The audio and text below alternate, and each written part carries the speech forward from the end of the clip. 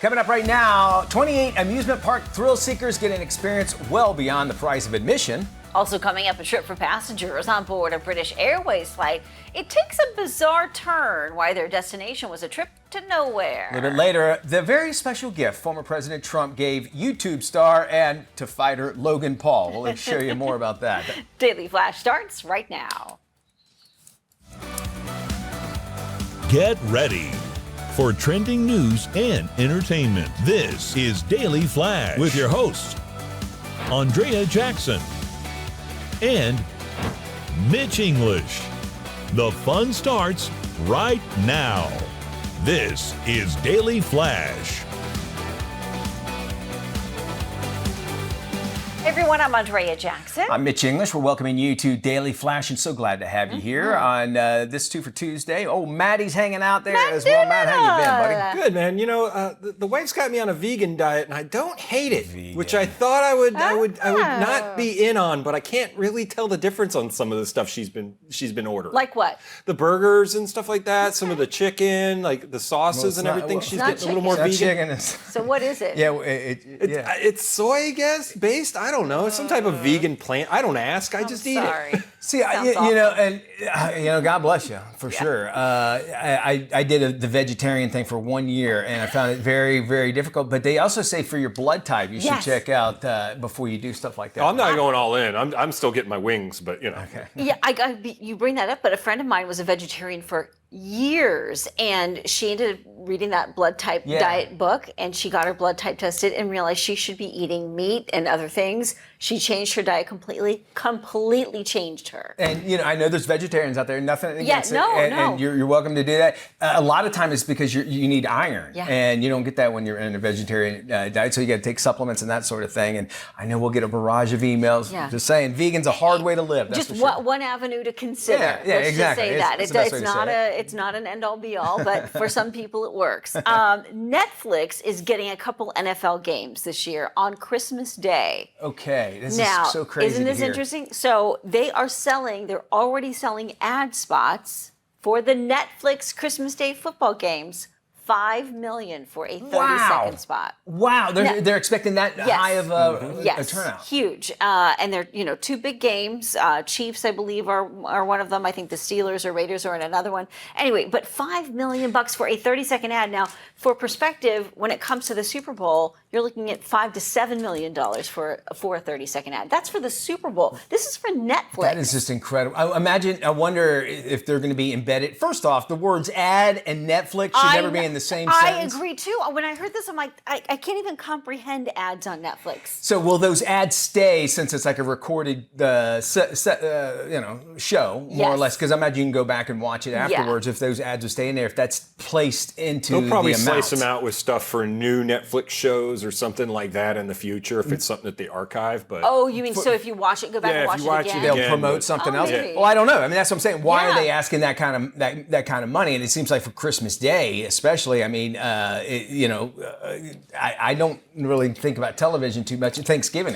The last few years, the NFL has done football games on Christmas Day. It's unusual, but they've done it, and actually the numbers have been better than basketball games for the NFL. So I think there's some sort of track record there that suggests, look, you could probably reel in this kind of money for Netflix. I think it's because a lot of bars are closed on Christmas, so they know people are going to have to watch them at home, and it's a more focused audience. Because there's the problem with sports TV right now is they all know that it's just up in the bar and no one's paying attention. With this, it's going to be focused people on Netflix. You're dialed in your living room. But I have a problem with now the NFL is splintering off into NBC Peacock, Amazon Prime, Netflix, and then these games that they're playing overseas you'll only be able to watch them if you have X, Y, and Z service. So I just kind of wonder at what point it's so fractured. It's becoming so fractured. To be able to find it, and even if you get, I know at least for Major League Sunday Ticket, my father-in-law has the MLB. He's a big Braves fan, and he's blacked out. And I go, well, just watch it on the MLB thing. He goes, no, he won't let us watch it there either because it's blacked out. That's unfortunate to see that. But it's interesting to see. I know Prime had some great numbers with their Thursday Night Football. And YouTube now has the Sunday Ticket package, so you've got to go to YouTube if you want to buy that. You need a flow chart to keep track of all this stuff. And then you're paying for it, but then you're also paying you're going to have to see ads as well. We'd love to know your thoughts on that. Go to our website, dailyflashshow.com. You can click on Sound Off. Tell us what you think. Hey, let's head now about this. More than 24 people experience a crazy ride after a coaster in Oregon left them hanging literally upside down. 28 passengers on the Atmosphere.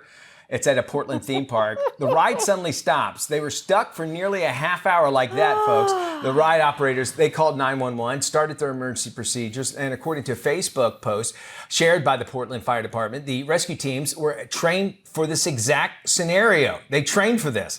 Park says the attraction is now closed until further notice. I would hope so. And how do you leave somebody like that for that long? It seems like your blood would rush to your head for a while. 30 minutes. That's a long time. Scary, too, the whole time. Nope. That's why I don't do the carny rides. Well, I do them at theme parks. I don't do carny rides. They set those things up. And even though this was a theme park, the place is like still not up to Disney Universal standards. So they test it 10 times before the park opens. Nope, I don't even do those at the outskirts ones. But don't you remember as a kid when the carnival came to town, you didn't think twice about it? Like that zipper ride? I did, because my dad was a carny and told me how bad they were made. Okay, so we did win all the games, though. That's, by the way, in Matt's book. It's called My Dad Was a Carny. Oh, no, I got a better title for that one if we're doing that. All right. I don't want to hear it. We'll move on. Passengers on board a flight flew for hours across the Atlantic Ocean, only for the plane to turn around at the halfway point. The mishap occurred while the British Airways flight was traveling from London to Houston. The trip's total flying time should have been 10 hours and 20 minutes. The plane was halfway to its destination with 300 passengers when it experienced a technical issue as it approached the Canadian coastline. Flight crew said the jet had a problem with the engine. By the time it returned to London, it had flown nearly 5,000 miles and crossed the Atlantic twice. Unclear why the aircraft had to fly all the way back to London for repairs. Just for that, I mean, I'm certain it's because of protocol. There's probably some kind of reason that they go, all right, doesn't matter, whatever is going on, we need you back here. Could be as simple as, well, the part we need is back. We left it back. We left it back there. Back in London. Who the knows battery we need for the engine to run. The last place you want to be is over a body of European water. Plug, and we can't. It's a whole plug. It's an electric airplane, and they need the converter. And I'm assuming this will come out eventually what exactly happened. But I would be happy to say, hey, look, it seems like they could finish the flight out. They had made it back, but that wasn't the case. They knew what's best, and I don't know anything about aviation. All I know is was it a Boeing airplane? That would be the first question I'd ask. Yes. I mean, we can't even get this thing fixed up in this International Space Station. Do you hear about all the problems that Boeing that's not going to end well. So that's all. I know we're going off on a tangent here, but I guess the question is, like, would you feel safer to land over the ocean or take your chances over land? I mean, that was the first thing that I thought of. If basic could have been I think it would be on the land to be better for me. But it seems like they're somewhere between there and there. It had to be an island or a country that has an airstrip. An airstrip to be able to land on. All right. Former President Trump met influencer Logan Paul recently, and during their meeting, Trump gave him a T-shirt with his mugshot on it. Take a look. Is this your mugshot? Yeah, can you move No way, you're a gangster. This is what we're reduced to. No way. No way. President Trump joked that, hey, it sells. Jake Paul laughed while posing with the T-shirt, and his Prime right behind him as well. So got to make sure you promote that. Prime. Here's something I got to tell you. Would you have thought, like, when influencers started coming out and more people coming out, like, just how influential they are. Now this guy could be fighting Mike Tyson and meeting Trump as well. So tell me how Jake Paul got his start. He was just on YouTube, Vine. right? He was one of those early Vine kids coming out of college. He was actually a collegiate, really good wrestler, but he started doing all these Vines, and his brother started doing them. Jake. But they weren't sports related stuff, were they? They were just, it was just kind of goofy, dumb stuff, stunts and things, and then they just built the network. Yeah, he's just smart enough to build the network. Plus, his parents are very wealthy, and they were able to. He was kind of had a job, and he started a compound in LA where he brought all the influencers together, and that's how his kind of ramp up kept going. Doesn't that sound fun? A compound of influencers. Wouldn't it? It's like a nightmare. And not having to have a real job, it does pay off sometimes when you have a nice safety net like that. I was not aware. I mean, he's done really well in the WWE. I'll give him that He's way. got the Prime drink. He lives in Puerto Rico now. Like he's really built it up, and he just takes shots at these. He's even said he's willing to go interview Biden if they'll have him interviewed. Like he's willing to just whatever his face can get on, he'll do. Of course, he's an influencer. Yeah. He'll go whatever to get clicks. Go swim in worms. All right, he'll do it. People will watch it, right? I mean, it's everything that we try to do. Will he go on Fear Factor? He would do it. Oh yeah, if it's. I don't even think that show is on anymore. No, I don't think it would be a whole nother level. Yeah. Hey, you know what? He's got a following. People watch him. That's what they do, and we just talked about him. So mission accomplished there. We have more Flash, trending news, and entertainment coming up right around the corner. Don't go anywhere.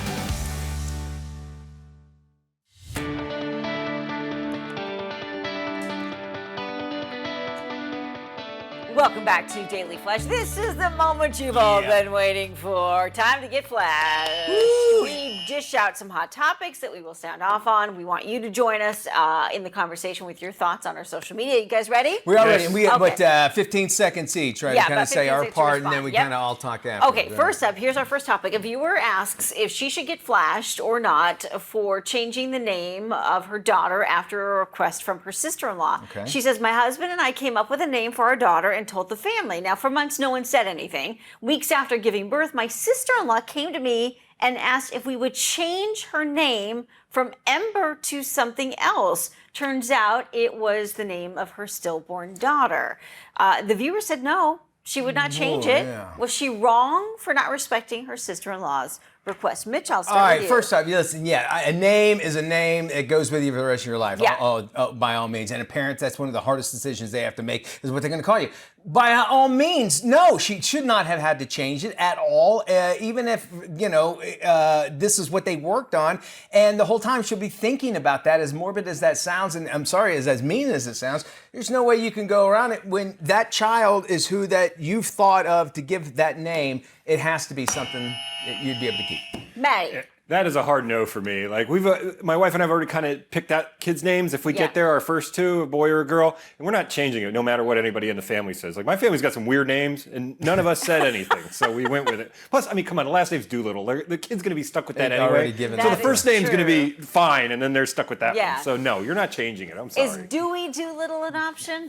No, not an option at all. So your thoughts? I mean, if you think about it, is it disrespecting the parents' decision? Well, I think if she hadn't said anything, if she hadn't sent out the card and said, hey, this is our plan, this is how we plan to name the child, then maybe at that point this person should have spoken up about it. That's a good point, yeah. I can understand it, and then it's kind of a family thing. It's like, why did you name your child this? It's sort of a stigma now, but I don't know why no one said anything to begin with. In the first place. Yeah. Maybe like a middle name, too. Yeah, exactly.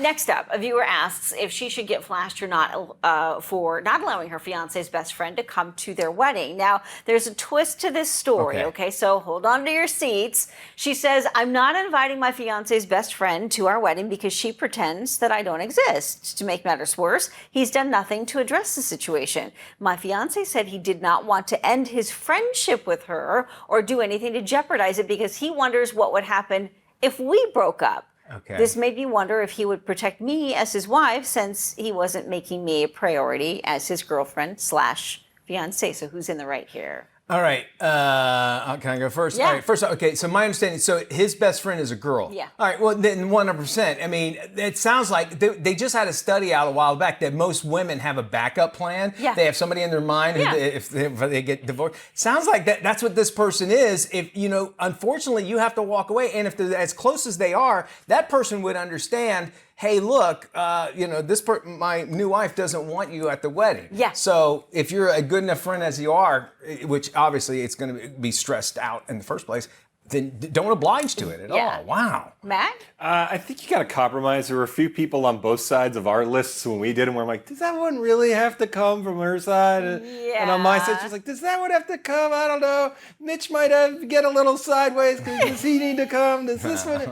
But I mean, we kind of both looked it out. It was like no ex-boyfriends or girlfriends, even if we are friends with them still, because I'm friends with a couple of my ex-girlfriends. Sure. And so it was kind of that like, okay, let's adhere to that type of thing. So I think you come to a common agreement. Yeah, and I think too, like, if you're marrying this person, she has to be your priority. No, not your best friend. Like, I get it. You've got to. Then if she's really your best friend, then maybe you're marrying the wrong person. Yeah, that's what I'm saying, because you're supposed to be marrying your best friend in the first place. Right, yeah, I just keep thinking of my best friend's wedding with Julia Robertson. Last one here. A viewer asks if he should get flashed for purposely leaving his brother in the cold at family events. My brother is upset about being left out of family events and the siblings group chat. He also is being ignored at work, and some of his colleagues don't invite him out to events outside of work hours. I told him that he is essentially excluding himself and that his behavior is the reason why he's left off the invite list. Should he get flashed or bring his brother back into the fold? Mitch? All right. Well, I know I have 2 brothers, 2 sisters, and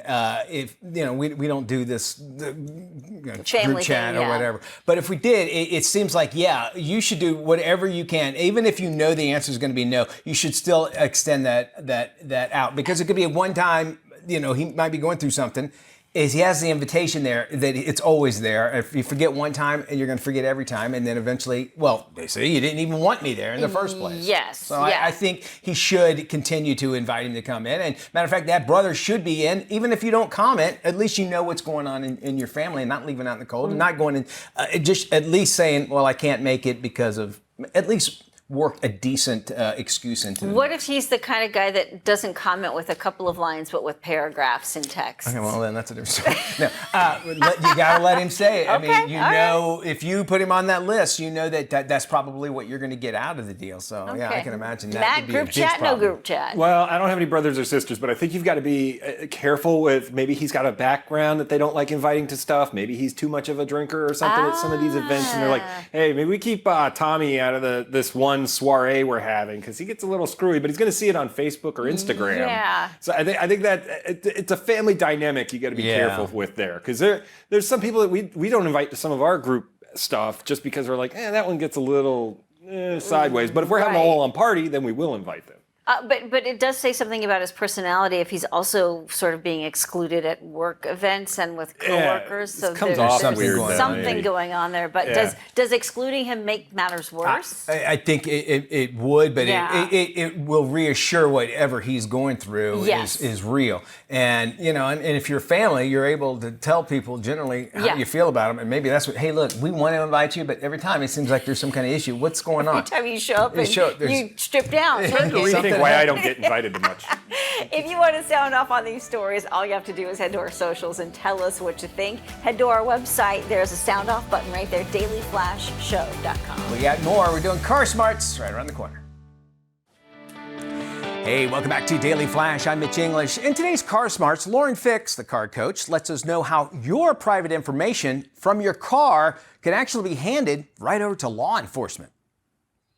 Automakers are giving up your data to the police. What happened to privacy?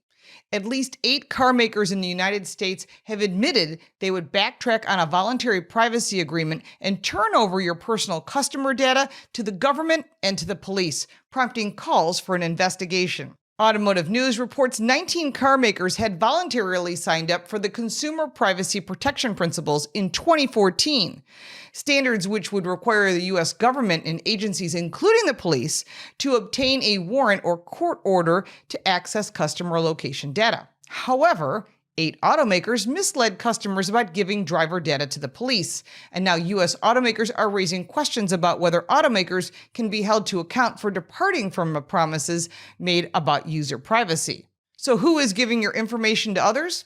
Toyota, Nissan, Subaru, Volkswagen, BMW, Mazda, Mercedes-Benz, and Kia would turn over your data if a subpoena were produced, in violation of the standards they signed up for. These car companies are following the agreement they signed. General Motors, Honda, Ford, Stellantis, and Tesla require a warrant for location data unless it was an emergency or customer consent was provided. Tesla was also the only brand to notify its customers of legal demands. Actually, all manufacturers should inform you if they're giving up your information and your data. This has not only raised concerns about what other privacy promises car makers have made that they won't be keeping, but it has also led to 2 U.S. senators calling for companies to be investigated by the Federal Trade Commission.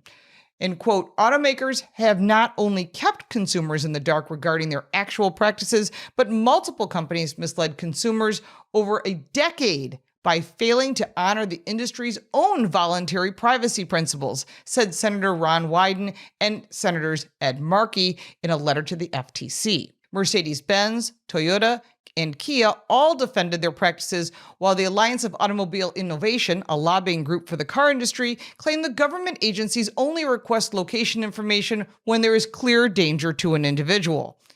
And quote, vehicle location information is also provided to law enforcement under specific and limited circumstances, such as when an automaker is providing a warrant or a court order, or in situations where there is imminent threat or serious bodily harm or death to an individual, an AAI spokesperson told Automotive News. In March, the New York Times published an in-depth investigation about a Chevrolet Bolt owner who had been quoted as significantly higher insurance renewal premium, later discovering that his data was being sold to insurance firms by a data broker called LexisNexis. This was followed by a second report detailing a proposed class action lawsuit put forward by a Cadillac XT6 owner who claimed he was denied insurance by 7 companies on account of his LexisNexis driving report provided to the firms without his knowledge. Both of the vehicles were equipped with OnStar and GM's Connected Services brand, which is gathering information used by LexisNexis. In the wake of the reports, General Motors subsequently ended its partnership with both LexisNexis and Verisk, a similar company which also sold driving data to insurance companies. According to the New York Times, an internal document circulating within General Motors showed more than 8 million vehicles were actively supplying data through OnStar's Smart Driver program as of 2022. The problem is, you sign away your ownership when you use their systems, and keep an eye out for those opt-out options and support the government bills that protect your privacy. Hey, we are deep into grilling season and everyone is looking to up their grilling game. Here to share their favorite tips and tricks for mastering the art of outdoor cooking are New York Times bestselling cookbook author and chef Gabby Dalkin and Tillamook dairy expert Stephen Halstone. Welcome, Gabby and Stephen. Hi, Hello. So excited to be here. Thanks for having us. So Gabby, you just released a new book all about grilling. Can you give us some of your top tips? Yes, I sure did. This is 2 months old, and when you boil down grilling to its simplest form, it is heat plus time plus food, and we're using really incredible ingredients. And I don't like to overcomplicate anything. You just need some great tools, and you can think about using your grill just like you would your oven. Once you really dial in that formula, you can cook pretty much everything in here, and we're about to tell you all these incredible recipes. So yeah, one of my favorite from your book is your spicy Diavolo Soppressata pizza. It uses crushed green olives, spicy soppressata, and it's topped with full-flavored, creamy, melty Tillamook whole milk mozzarella shreds. It's one of my favorite recipes in there. It's a really incredible recipe, and you can do pizza on your grill, no problem. Another quintessential recipe we must have is a smash butter burger. We are quite literally grating Tillamook extra creamy butter into the meat mixture, forming it into a patty, and throwing it on the grill or the griddle. Plus, we're topping it with Tillamook's famous extra sharp farm-style cheddar slices. So just those 2 things alone are absolute perfection. Top it with whatever you want. And then another thing which is sometimes shocking to people is you can actually bake on your grill. If you shut the top of your grill or a smoker, it acts just like the oven. So this is my Snickerdoodle Pizookie with vanilla bean Tillamook ice cream on top. It is the creamiest way to end a meal. And you can find all of these recipes and where to find our products at tillamook.com, or on social media you can follow us. And Gabby's latest cookbook is available anywhere where books are sold. Hey guys, thanks for that, and we'll make sure we have this on our website at dailyflashshow.com. This is Daily Flash with your hosts, Andrea Jackson and Mitch English. Trending news and entertainment. This is Daily Flash. Hi, everybody. Mitch English here. Andrea Jackson. This is Daily Flash, your source for trending news and entertainment. I don't know if you heard about this story. This tow truck operator in Texas. That's hard to say. Tow truck operator in Texas. Okay. They were called out. Somebody was doing their morning walk, and they walked by a church, and they saw this 2000 Porsche Boxster sitting in this parking lot of Jehovah's Witnesses parking lot and everything. And they walked by, and they happened to look at it, and it had this blanket, and on the top of the blanket you could see hair coming out of it, and they were looking at it, and you could see some feet at the bottom of it. They didn't know what to do. They called the police. Police came, and they go, well, it's on private property. I'm not sure what we can do, but it looks like they had to get a warrant altogether. Oh my God. So all this stuff started happening, and they went in, got the warrant, able to open up the Porsche Boxster that had been sitting there apparently for several days. So they open the door thinking absolute worst. They grab the blanket with the hair and everything, pull it out. It was one of those real doll sex dolls. No. And the only thing, the first thing I thought was like, this thing was out there for several days, and why did anybody inside the church see it? And I'm not making fun of Jehovah's Witnesses, but they don't have windows on their church, so nobody saw. Oh my goodness! And left this gorgeous Porsche with a gorgeous sex doll inside. Wow. They towed it all off, but they were, thank goodness it was nobody. No. What happened? That's the question. The story behind That's it. a Netflix docuseries. How do you leave? First off, a Porsche. I mean, it's a 2000. Sure, it's 25 years old, but still. It's a classic now. And knowing, exactly. And knowing you have a sex doll in there, did you just forget? Where did I leave that thing at? Where did I leave my Porsche and my sex doll? Darn. And she had to have a cool name like Porsche or something like that, right? Yeah. Or it was a scorned wife that got upset at the husband, and she just drove the car to the parking lot. I like that idea. And then with the sex doll wrapped up in the blanket to say, I found you out. This is why we have Jackson on the show here. You have a mind. That is so far away from what I would have thought. I could see that could be an ex-girlfriend or an ex-wife and kind of how move. can I embarrass this person the most? And then first off, wrap it up so people would be suspicious. And then second, put Jehovah's Witnesses parking lot. I love it. Okay, that's the story. Wait, what if they knocked up to the window? Hi, we'd like to talk to you about. Wait a minute. Here's a pamphlet. Here's a pamphlet. Right. More than 24 people experienced quite a ride after a coaster in Oregon left them hanging upside down. 28 passengers were on the atmosphere. It's a play on word. At a Portland theme park when the ride suddenly stopped. They were stuck for nearly a half hour. The ride operators called 911 and started their emergency procedures. According to a Facebook post shared by the Portland Fire Department, their rescue teams trained for this exact kind of scenario involving this particular ride. The park says the attraction is closed until further notice. Wow, that's scary. You can imagine that first off, but this is a place that it's a permanent fixture. And something happened. Why is it always, it's always at the very top? Yeah. It's not like, it can't be like close to the ground. But and then what's the conversation you have while you're up there? Oh, that's a good question. Oh, God. You dating anybody?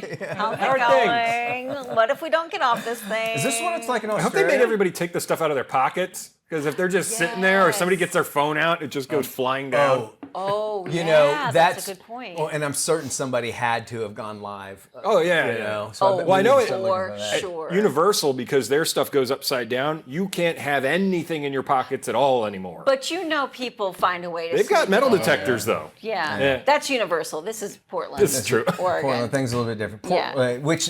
Portland, by the way, is a town that capitalized on being weird too. Yes, so they it is Portland, Oregon, right? Yes. I think it is. Yeah. They could pay money to get people to do that then. What ride would I got stuck on? And this is no lie with my boys on It's a Small World. Yep, did it. And been there. They have not. We talk about the shutdowns at Disney. This ride, you hear about it breaking down all the time, or it stops. Yeah. And eventually, people were getting up and walking off, and they couldn't take it sons anymore. were like, I'm like, they let us in and everything. I'm like, I'm not going to get kicked out of this place. Yeah. They go, come on, Dad, can't we leave? I want to go. They're leaving. Can't we just leave? I'm like, no. Yeah. They'll get it going, and it was a good half hour, 45 minutes sitting out here. And they never turned that music off. Never. Nope. Never at all. And no lights on. That would be enough to drive me out of there in a hot second. Go crazy, right? Yes. Go crazy. I'd rather hang upside down. Tell you what, we will do our best not to drive you crazy. And no, it's a small world at all. Big tech is a given. It's part of our everyday lives, and we cannot imagine life without it. For better or worse, big tech is integrated into our lives with both obvious outcomes and unintended consequences. In his recent released book, The Venture Alchemist, Rob Laka takes readers inside big tech's worst exploitations and abuses alongside many good intentions and moral compromises. Welcome to the show, Rob. Thank you so much for having me. So what role did big tech play in the January 6th attacks? Yeah, it's an interesting one. And so you have the Stop the Steal groups that are spreading online, right? And Mark Zuckerberg makes the decision to basically shut them down. And so that decision came outside of policy. That was not something that they had a clear policy on why that needed to happen. And it was the fastest growing group in Facebook's history at that point, which is to say it's the fastest growing movement in human history because we've never been connected like this before. And so it grew to be larger than 3/4 of American capital cities in less than 48 hours. And of course, they shut it down. And so it's really interesting when you think about what people are allowed to say or not allowed to say on these platforms. So how did venture capitalists fuel J.D. Vance's rise to power? And obviously now he's the vice presidential candidate after he changed his name and his political stances. You got it. So less than a dozen years ago, J.D. changed his name from J.D. Hamill to J.D. Vance. So, it's an interesting move before he becomes famous. We'd have to think about what a Trump Hamill ticket would work like as opposed to Trump Vance. But yeah, it's interesting because Peter Thiel, who was chairing governance of Facebook for that entire time that I was just describing, was also the big donor behind Trump in 2016 with 1.25 million. But he actually gave 17.5 million to J.D. Vance's U.S. Senate campaign. And so in Silicon Valley, that's called exponential growth. And I find it interesting that you see how much more these folks are getting involved, especially because Thiel's former business partner, of course, Elon Musk, is now saying he's going to give $45 million a month to support the Trump-Vance ticket. And should we continue to trust big tech, believing the apps on our phones are free when our data, the most valuable resource that we have of the 21st century? Yeah, you got it. I mean, so you've heard the phrase, if you're not paying for the product, you probably are the product, right? Because they're making money somehow. Mm-hmm. I go a little bit further in my new book by saying, actually, it's also about the data. It's about the content and the data that we're creating.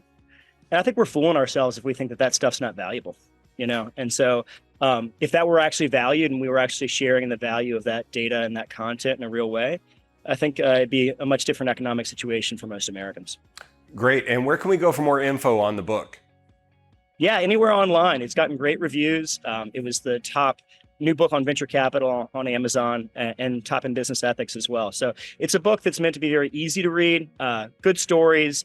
I tried to tell them like my grandmother would have told them growing up in Alabama. Very good. And thanks for joining us. And we'll be sure to post this on our website at dailyflashshow.com. With today's rapidly unpredictable weather, it's important to know how to read the air quality index and protect yourself when air quality is poor. Dr. Nikki Vars McCulloch, respiratory health specialist at 3M's Personal Safety Division, has more. Extreme heat, wildfires, and intense weather have become more common. Dr. Nikki Vars McCulloch, respiratory health specialist at 3M's Personal Safety Division, has more. Wildfires, drought, and other conditions can result in poor air quality, such as high levels of particles in the air. The first step in helping to protect yourself from exposure to poor air is to understand the air quality index, monitored by the Environmental Protection Agency. When air quality is poor, you should take measures to reduce particles in your home or that you breathe. If you are in immediate danger, follow the authorities' instructions. Otherwise, it's often best to stay indoors. Close all doors and windows, and if you have an HVAC system, use a high-efficiency filter, such as a Filtrete MERV 13 air filter. If you must go outside, a 3M N95 respirator is one option to help reduce exposure to airborne particulate pollution. For more, visit cdc.gov or 3m.com/wildfire safety. Whether you're looking for a late summer island escape or already planning ahead for a fall Caribbean, destinations can offer a lot of value this time of year. Travel expert Janine Tornatore is here to share some of what you'll want to add to the top of your list. Welcome, Janine. Great to be here. So let's start with some of the advantages of traveling to the Caribbean right now. Yeah, well, this is the shoulder season here, and there are some really compelling advantages, namely fewer crowds, really attractive pricing, and some great promotions this time of year. Just to give you an example, Marriott Bonvoy members can earn up to an extra 10,000 bonus points just by coming here between now and September 9th at participating hotels in the Caribbean. So some really great ways to save not just on your hotel rate, but also get those extra bonus points as well. Okay, let's talk about your first picks for Caribbean destinations, St. Martin, all that. Can you tell us about those places? Yeah, I want to start in St. Martin. This is such a beautiful island destination. Let's start with the JW Marriott St. Martin Beach Resort. This sits on beautiful Dawn Beach. It's a really serene island getaway. You have their Opal Lobby Lounge where the mixologists can make you some of their great craft cocktails. You can indulge in treatments in their hibiscus spa. And they have a really great swim up bar, plus lots of things like chef-led culinary and mixology workshops. So I really love this property. It's a fantastic option. And then I would also suggest Puerto Rico. I love Puerto Rico. No passport required for U.S. citizens. Easy flights, especially from East Coast airports. And there's a lot of diversity, not just in the landscapes, but in the properties here as well. A couple I want to highlight quickly. The Sheraton Puerto Rico Resort and Casino. This is one of the top urban resorts in the heart of San Juan. They have 503 rooms, 22 suites, a rooftop infinity pool, fantastic views, a great spa here. Love this property. And if you want to go a little bit more luxury, one of Puerto Rico's most exclusive luxury properties is called Dorado Beach. It is a Ritz-Carlton reserve. It's a sanctuary set on 50 acres of what used to be the Rockefeller estate. And what's really special about this property is it's luxury residences. So if you're traveling with a group, with a family, you want to stay in these residences because you get all these residential amenities. You get a private concierge, get your own private plunge pool. You get all these great private outdoor spaces. So it can make it extra special. Not to mention, this property is all about connecting you with the local culture through its food, its dining experiences, its spa, and even its bespoke excursions. Sounds great, Janine. Where can we go for more info? Well, these are all Marriott properties, so check out MarriottBonvoy.com for these and for more great Caribbean inspiration. Fantastic. We'll have all that on our website at dailyflashshow.com. Thanks, Janine. Dr. Ali Rod, medical doctor and OBGYN, is here to guide us on how to find accessible and affordable reproductive health resources covering what, why, and where.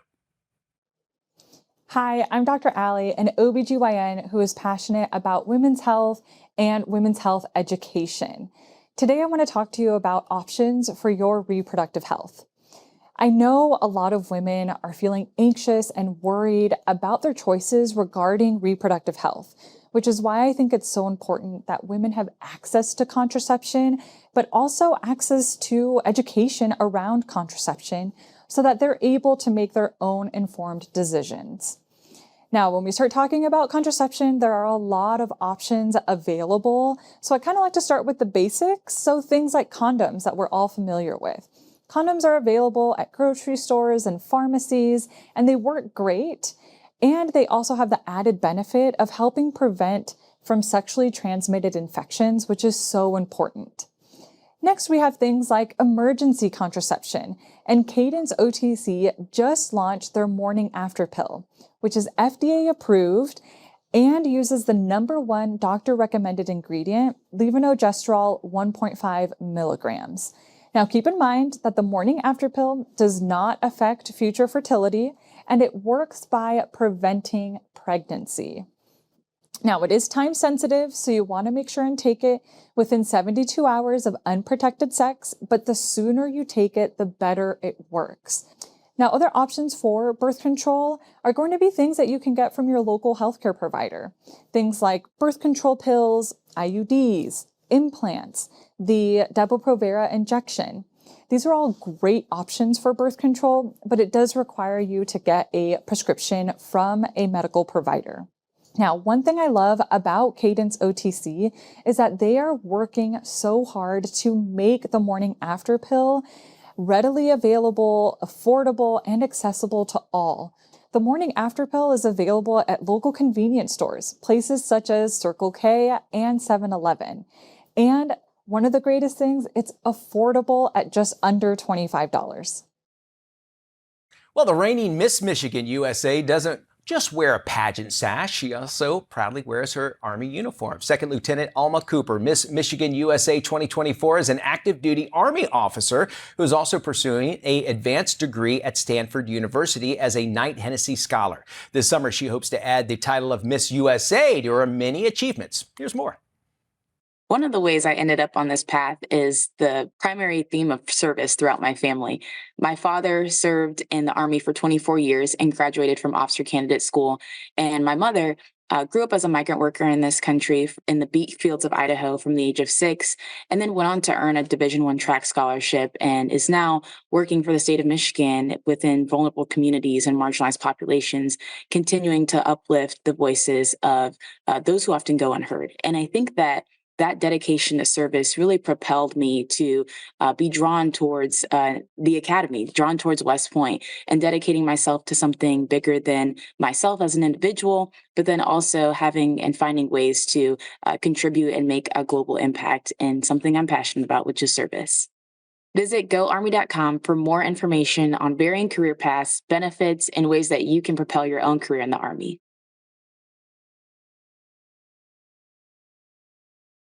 Well, in the quest for a great snack, pistachios are always a top pick, trust me. With more is registered dietitian Carissa Galloway. Welcome, Carissa. Hi, Matt. Thank you so much for having me, and thank you for letting me talk about pistachios. Absolutely, I love them. So what would I like about them, what we should all like about them, is they are a good source of fiber and protein, and a great protein-dense option for things like snack. You can make a smoothie, top oatmeal, or put it on salad like I want you to do there. There we go. Also, 49 pistachios, which is what I have here, one serving, 160 calories, so great for a snack. And pistachios are one of few foods that are high in antioxidants, but are also a complete protein. So that helps with healthy aging, those antioxidants. And there was a study from Cornell University, very fancy, and found that the levels of antioxidant capacity in pistachios rival the levels of things like red wine, blueberries, and pomegranates. So lots of antioxidants, lots of reason to pick the pistachio. Good and healthy for you. So where can we go for more info? Yeah, you're going to want to go to AmericanPistachios.org. Great. And we'll have this on our website for you to check out at dailyflashshow.com. Thanks, Carissa. This is Tim. Tim is all about time, and if you've ever had a chance to look into Tim's cold, dead eyes, you'll see that it's time for you to follow us on social media. Sure, there's 10,000 social sites out there, and we don't have the time to name them all. Seriously, just ask Tim. So take the time to look for Daily Flash TV on your favorite social sites and start following us. That's all the time, Tim. Goodbye.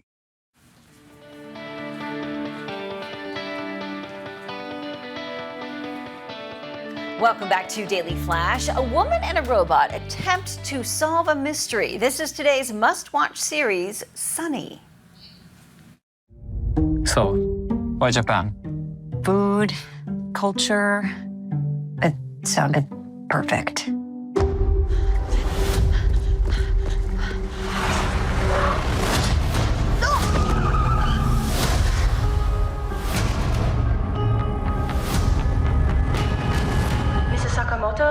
I'm afraid we have bad news. My family was in a plane crash. Things have been, weird. Can I help you? I have a gift. Hajimemashite, Suzy-san. I'm Sunny. Bring it in. Okay. Robots can be of great comfort. I don't want a robot. I hate robots. Sunny was created by your husband. I'm confused. Masa works in refrigerators. You are also laugh riot. What are you hiding from me? How much does Masa talk to you about what he does at Ematech? Maybe I could help figure this out. Did you really know my husband? I don't know. My first memory is meeting you. I heard about this, guide that helps you break into HomeBots. Suzy-san, they want something from you. 私はあの人の仕事を尊敬してたから。Sunny, right? Does it seem normal? Sunny? Are you okay? Don't you see, Suzy? I was programmed for you. I'm gonna find out what happened to my family. I know about trying to fight pain and mess. But do we have to do it alone?